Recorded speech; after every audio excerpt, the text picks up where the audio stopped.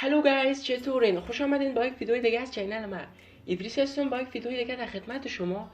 امروز میریم به سایت اگیناتور. اگیناتور سایت است که ما یک یوتیوبر موفق در ذهن خود انتخاب میکنیم و اگیناتور یک سری سوالایی از ما میپرسه که بعد از جواب دادن به سوالات همون کرکتر برای ما معرفی میکنه و عکسش برای ما میاره. خب من امروز فرنجان قادری را انتخاب میکنم به خاطر که یک یوتیوبر بسیار موفق است و گیم پلی پابجی انجام میده و من خودم سخت طرفدارش هستم و ویدیوهایش دنبال میکنم. خب قبل از اینکه بریم سراغ جواب دادن به سوالات، سابسکرایب کنین، زنگوله روی آل قرار بدین، لایک فراموش نشه. بریم سراغ سوالات. خب اولین سوال میپرسه is your character a girl؟ نه خیر، فرنجان قادری دختر نیست. روی گزینه نو کلیک میکنیم. خب سوال دوم میپرسه، میگه کرکتر شما درباره گیم ویدیو میگذاره در یوتیوب؟ بله، روی گزینه یس کلیک میکنیم. خب سوال سوم میپرسه is your character ایرانیان؟ نه خیر، کرکتر ما ایرانی نیست. روی گزینه نو کلیک میکنیم. خب میپرسه که کرکتر شما ویدیوهای انگلیسی میمونه؟ نه خیر، روی گزینه نو کلیک میکنیم. خب سوال پنجم is your character a Muslim؟ فرنجان قادری مسلمان است، شکر الحمدلله. روی گزینه یس کلیک میکنیم. خب میپرسه is your character پاکستانی؟ نه خیر، کرکتر ما پاکستانی نیست. بازم نو. خب میپرسه کرکتر شما با زبان عربی صحبت میکنه؟ نه خیر، تا جایی که من ویدیوهای فرنجان قادری دیدیم با عربی بلدیت ندارن. خب روی گزینه نو کلیک میکنیم. خب سوال هشتم میپرسه is your character in love؟ وای، سوالا داره سخت میشه. میگه کرکتر شما آیا عاشق است؟ نه خیر، فکر نکنم عاشق باشه. روی گزینه نو کلیک میکنیم. خب میپرسه is your character a dart world champion؟ میگه کرکتر شما قهرمانی دارت را داره؟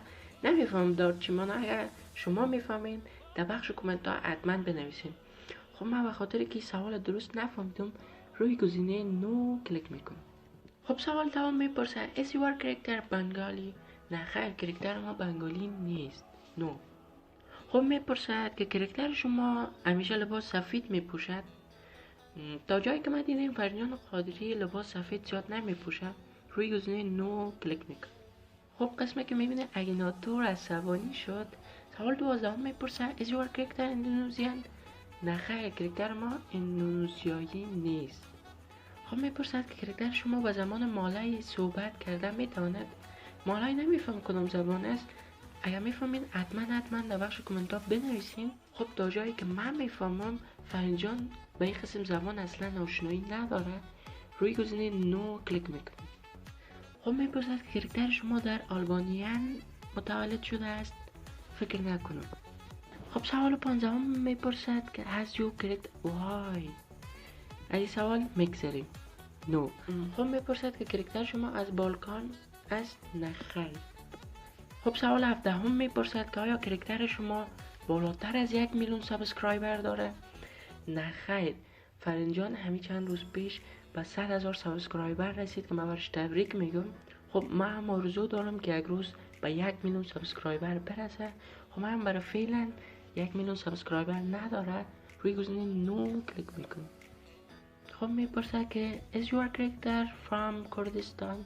نه خیر، کرکتر ما کردستانی نیست. خب میپرسد is your character پارسیان؟ بله. سوال 21 میپرسد does your character play PUBG Mobile؟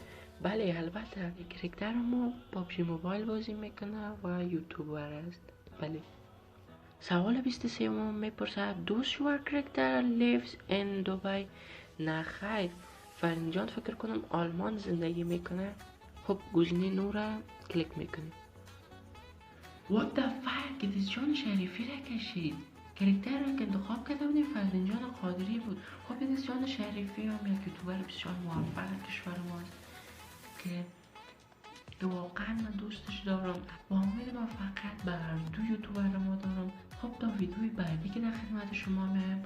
الله حافظ و نگهدارتان. لایک و سابسکرایب یادتان.